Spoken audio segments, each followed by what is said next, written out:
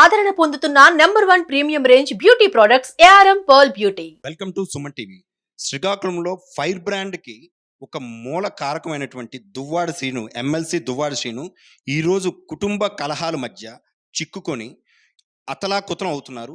రాష్ట్ర వ్యాప్తంగా శ్రీకాకుళం వైపు చూసే విధంగా ఈరోజు వారి కుటుంబ రీత్యా ఆయన రోడ్డు మీద పడ్డారు అనడానికి చాలామంది వార్తలు, కథనాలు గత 2 రోజులుగా చూస్తున్నాము.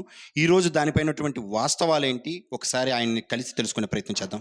ఈరోజు చాలామంది కుటుంబంలో అంటే ఎందరినో ఎదుర్కొనే శక్తి గలటువంటి దువ్వాడ శ్రీను, ఒక ఫైర్ బ్రాండ్ అంబాసిడర్ ఉన్న దువ్వాడ శ్రీను ఈరోజు కుటుంబ కలహాల రీత్యా ఎన్నో ఇబ్బందులు ఎదుర్కొన్నారు. సార్ మనం ఎంతటి నాయకులమైనా, ఎంతటి సమర్థత ఉన్న వాళ్ళమైనా కుటుంబ వ్యవహారం ఇంట గెలిచి గెలచాలంటారు. ఇంట ఓడిపోయింది సార్. ఓడిపోయడానికి ప్రధానమైన రీజన్ దువ్వాడ వాణి. 30 ఏళ్ళుగా తన జీవితంలో ఎప్పుడు తనకేంటంటే ఆధిపత్య పోరు, డబ్బు కావాలి. నేను డబ్బు సంపాదించిన ప్రతిసారి కూడా తన పేరునే ఉండాలి వ్యాపారాలు, నా పేరును ఉండకూడదు. ఎమ్మెల్యే టికెట్ కావాలి. వాటి కోసం 30 ఏళ్లలో ప్రతిరోజు గొడవే. అది నేను సీక్రెట్గా బయటపడకుండా నేను కాపాడుకోగలిగాను. ఈరోజు తను బయటికి తీసుకొచ్చింది అంతే తప్ప రకరకాల కారణాలు చెప్తూ వీటన్నిటికీ కారణభూతురాలైంది. తనే చెప్పింది కదా, పెళ్ళైన సంవత్సరంలోనే మా నాన్న వదిలేసి వచ్చేయమన్నాడని. అప్పుడు మాధురి ఎక్కడుంది, నేనెక్కడున్నాను? నేను పేకాడతానా? నాకు మద్యం అలవాటు ఉందా? ఎప్పుడెప్పుడెప్పుడో సంవత్సరానికి 2 సార్లు. లేక జూదం నాకు అలవాటు లేదు, వ్యసనం లేదు, ఇల్లీగల్ కాంటాక్ట్స్ లేవు. ఆ మాట తనే చెప్పింది. మరి లేనటువంటి నేను మరి 95వ సంవత్సరంలోనే ఆయన వదిలేసి వచ్చేయమని రాఘవరావు ఎలా చెప్పాడు? అప్పుడేం తప్పు జరిగింది చెప్పండి? ఇప్పుడేం తప్పు జరిగింది సార్? ఇది ఇప్పుడే కాదు, 2004లో కూడా నాకు ఇలాగే రాజశేఖర రెడ్డి గారి టికెట్ అనౌన్స్ చేస్తే ఆ టికెట్ మాకు ఇస్తారా లేదని తండ్రి కూతురు ఇద్దరు వెళ్ళి రాజశేఖర రెడ్డి గారి దగ్గర గొడవపడి 2004 టికెట్ తీసుకున్నారు. ఇది 2024 సేమ్ స్టోరీ. అంటే ఎవిడెన్సెస్ మీకు నేను చెప్తున్నాను. జిల్లా పరిషత్ వైస్ చైర్మన్గా నేను అయ్యేటప్పుడు, జెడ్పీటీసీగా పోటీ చేసేటప్పుడు నువ్వు చేయడానికి వీల్లేదు, నేను చేస్తానని ఇంట్లో గొడవ పెట్టింది రాజశేఖర రెడ్డి గారు. ఆనాటి అప్పయ్య గారు నాకు అవకాశం ఇచ్చారు, వైస్ చైర్మన్ చేశారు. అది కక్ష పెట్టుకున్నారు. అప్పుడు ఎన్ని గొడవలు జరిగినాయో రాజశేఖర రెడ్డి గారికి తెలుసు, మాకు తెలుసు, టెక్కల ప్రజలకు తెలుసు. ఎంపీపీ ఎన్నికల్లో ఇవన్నీ వాళ్ళ స్వార్థానికి, వాళ్ళకి కావాలి పదవులు అనే దానిలో నిత్యం గొడవ పడతారు నాతో. ఈ 30 ఏళ్లలో చాలా సంఘర్షణ అనుభవించాను. ఈ 2 ఏళ్లలో బయటికి తీసుకొచ్చేసినారు. ఆఖరికి ఆ టికెట్ ఏదో నువ్వే తీసుకొని నేను ప్రకటించేశాను. ఇంటికి తాళం వేసేశారు. ఇంటికి వెళ్ళలేని పరిస్థితుల్లో లాడ్జ్లో ఉన్నాను. ఒక 3 రోజులైతే ఎక్కడో కొండల్లో కారు పెట్టుకొని నైట్ కారులో పడుకున్నాను. ఇంటికి ఎక్కడికి వెళ్తానని కారులో పడుకొని మళ్ళీ పగలు ఇవన్నీ చెప్పుకుంటే చాలా గన్మెన్స్కి బయటికి పంపించేసి కారులో పడుకొని ఏసీ వేసుకొని మళ్ళీ హోటల్కి వెళ్ళి స్నానం చేసి వచ్చి టెక్కల్లో ఉన్నాను. నీళ్ళు లేకుండా అయిపోయాను.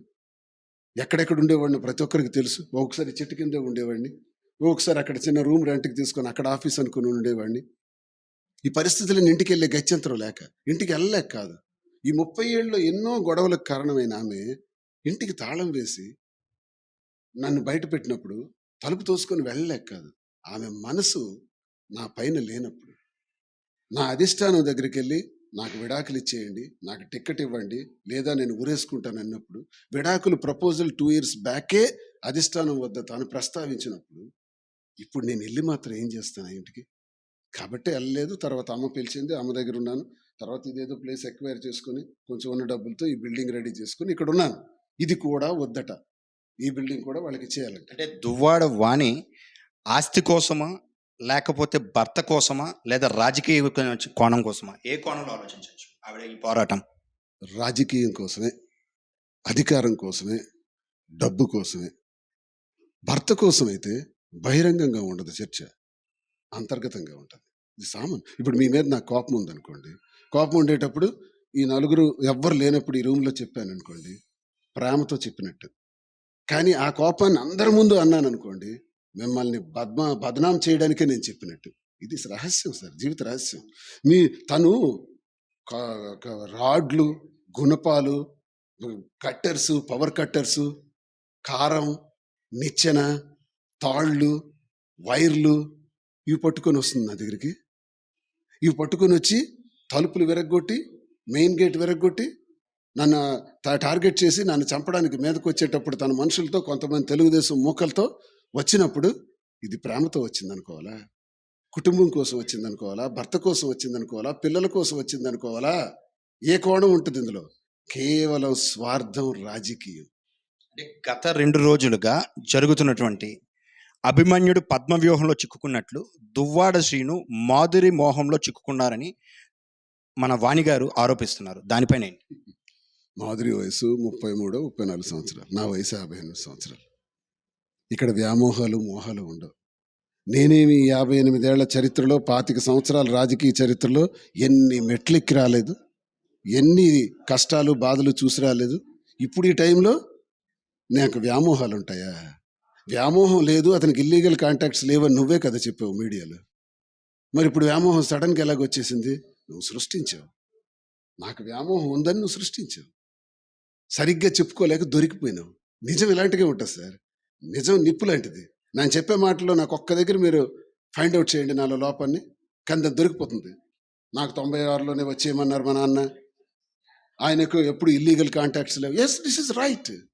కాబట్టి నువ్వు చెప్పావు 20-30 సంవత్సరాల్లో లేనిది పెళ్ళైన తర్వాత ఇప్పుడు ఉంటుందా నాకు ఇల్లీగల్ కాంటాక్ట్? నువ్వు సృష్టించావనేది స్పష్టమైంది.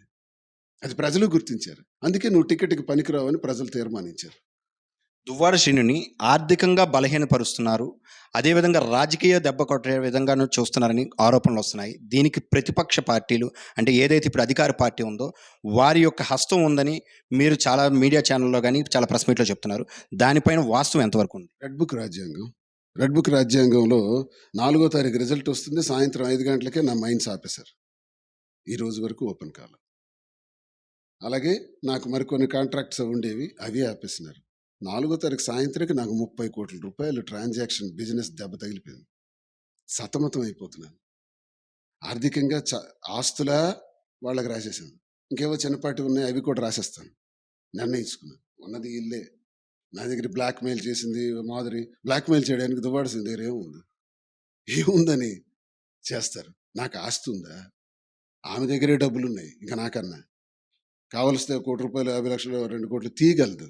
నా దగ్గర ఏమీ లేదు. అధికారం ఉందా? లేదు. హోదా ఉందా? లేదు.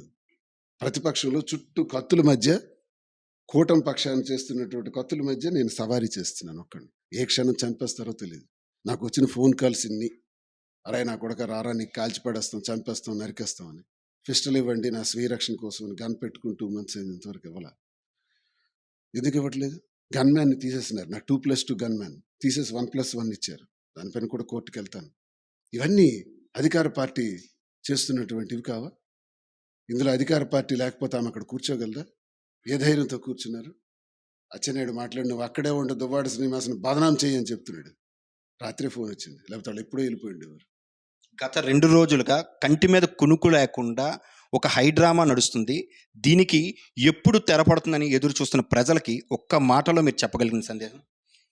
నా సైడ్ నుంచి అయితే నాకు ఈ 30 ఏళ్ల జీవితం తర్వాత నాకు బాగా ఆలోచిస్తే, ఇప్పుడు కుటుంబంతో నేను కలిసి ఉండడానికి వెళ్ళినా నాకు ప్రయోజనం లేదు. మళ్ళీ సేమ్ ట్రీట్మెంట్ రిపీట్ అవుతుంది. అలాగని నాకు పిల్లలు ఉన్నారు. పిల్లలు చూడవలసినటువంటి బాధ్యత ఉంది. పిల్లలకి ఇంకో పాపకు పెళ్లి చేయాలి. ఆమె పీజీ చదువుతుందేమో చదివించాలి. వాళ్ళకి బాగోగులన్నీ చూడాలి. పెద్ద పాపకు ఆర్థికంగా సహకరించాలి. ఇవన్నీ చూడటానికి నేను నిర్ణయించుకున్నాను. పిల్లలకు సంబంధించి మొన్నటి వరకు కూడా కావాల్సినవన్నీ ఇచ్చాను. ఒక ఏడాదిలోనే 1,40,00,000 ఇచ్చాను ఖర్చుకి. అంత బ్యాంక్ ట్రాన్సాక్షన్, ఆస్తులు ఇచ్చేసాను. ఇన్ని ఇచ్చిన వాడిని, ఇన్ని చేసిన వాడిని చెప్పుకోకూడదు. ఇలాంటివి తండ్రి చేస్తాడు, మీరు చేస్తారు మీ పిల్లలకి. చెప్పుకోవడం అసహ్యం. కానీ తను బయటికి తెచ్చింది కాబట్టి చెప్పాల్సిన కర్మ నాకు వచ్చింది. చెప్పకూడదు నా పిల్లలకి చేశాను, కుటుంబానికి చేశాను. ఏ తండ్రైనా చేస్తాడు, అది అసంభ్యకరం. అయినా తప్పదు కాబట్టి నేను ఈ మాట ప్రజలకు చెప్పుకోవాలి కాబట్టి చెప్పాను. పిల్లల బాధ్యతలన్నీ నావే. ఈ దుర్మార్గమైనటువంటి డైవర్స్ ఇవ్వండి అని అధిష్టానం, వైసీపీ అధిష్టానం 2 ఏళ్ల క్రితం కోరినటువంటి దువ్వాడవాణి కోరిక ఈరోజు తీర్చేస్తాను. అంటే దువ్వాడ వాణి గారు ఇదే సుమన్ టీవీ ఒక మీటింగ్లో, ప్రెస్ మీట్లో చెప్పింది ఏంటంటే, ఫైర్ బ్రాండ్గా పేరొందినటువంటి దువ్వాడ శ్రీను అదే రీతిలో ఇంట్లో కూడా వ్యవహరిస్తున్నారు, పార్టీ శ్రేణుల్లో కూడా వ్యవహరిస్తున్నారు. చాలామంది పార్టీ శ్రేణులు వీడి వెళ్ళిపోవడానికి కారణం ఆయన యొక్క కోపము, ఆయన ఆలోచన లేని విధానమే అంటున్నారు. దానిపైన మీరు ఫైర్ బ్రాండ్ అంటే నేనేమైనా ఆస్తులు విధ్వంసం చేయడానికో, భూదందాలు చేయడానికో, లేకపోతే లంచాలు తీసుకోవడానికో నేను ఫైర్ బ్రాండ్గా ఉన్నానా? ఫైర్ బ్రాండ్కి ఎవడుంటాడో తెలుసా? నిజాయితీపరుడే ఉంటాడు, లంచాలు తీసుకొని వాడే ఉంటాడు, తప్పు చేయని వాడే ఉంటాడు. తప్పు చేసినోడు సరెండర్ అయిపోతాడు. నేను సరెండర్ అవనే? ఇప్పుడు నేను అవుతానా? క్వారీ ఆపాడు అచ్చెన్నాయుడు, అవునా? ఒక 30 కోట్లు లాస్ తెచ్చాడు, అవునే? ఏం పీకుతావు? రేపు మాపు 3 గంటలు లేపేసి జైల్లో వేసేస్తావు. రెడీ, జైలుకి రెడీ. ఒకవేళ జైల్లో పెట్టి కొడతారా? సిద్ధం. చంపేస్తారా? సిద్ధం. ఈ తెగింపు ఎలాగొస్తుంది తెలుసా? నిజాయితీ వల్ల. దీన్నే మీరు అంటారు కదా, అందరికీ ఉండాలనిపిస్తుంది, డైనమిక్గా ఉండాలనిపిస్తుంది, ప్రశ్నించాలనిపిస్తుంది, లేకపోతే ఫైర్ బ్రాండ్గా ఉండాలి. ఫైర్ బ్రాండ్ అనేది అందరికీ సాధ్యపడదు. ఫైర్ బ్రాండ్ లీడర్షిప్ని నాకు కాదనే ప్రజలు ఎవరున్నారు? ఇది తప్పు అనేవాళ్ళు ఎవరున్నారు? దువ్వాడు వాడిని తప్ప. చివరిగా దీనికి ముగింపు కోసం మీ యొక్క అధిష్టానం ఏదైనా చొరవ తీసుకుంటుందా? అధిష్టానం 2 సంవత్సరాల నుంచే పాపం చాలా సిట్టింగులు పెట్టింది. ఎన్నికలకు ముందే చాలా సర్దుబాటు చేయాలని ప్రయత్నాలు చేసింది. అధిష్టానం మాటలకు ఆవిడ లొంగలేదు. ఆవిడకి అధిష్టానం పట్ల గౌరవం లేదు. నేను అధిష్టానం పట్ల గౌరవంతో టికెటే నీకు ఇచ్చాను, నువ్వు అధిష్టానం పట్ల అగౌరవంతో నేను పోటీ చేస్తుంటే నువ్వు తెలుగుదేశంకి సపోర్ట్ చేసావు. అధిష్టానం పట్ల తనకేం గౌరవం ఉంటుంది? ఇంకా అధిష్టానం ఎందుకు ఇన్వాల్వ్ అవ్వాలి? అది కుటుంబ గొడవ అంతే. ఇంకా కాకలకారి ఇంకా అందరూ తెలుస్తారు. చూశారు కదా, ఎప్పటి నుంచో గత 2 రోజులుగా హైడ్రామా నడుస్తున్నటువంటి టెక్కలి నియోజకవర్గంలో ఎమ్మెల్సీ దువ్వాడ శ్రీను ఈరోజు కళాఖండిగా తన తీసుకోబోయే నిర్ణయాన్ని యావత్ ప్రపంచానికి అర్థమయ్యే విధంగా కళాఖండిగా కుండ బద్దలు కొట్టేటట్లుగా వివరించడం జరిగింది. Thank you. మీ బిజినెస్ ఏదైనా మీ ఊర్లో ప్రమోషన్ చేయాలంటే అది సుమన్ టీవీతోనే సాధ్యం. ఇప్పుడే సంప్రదించండి.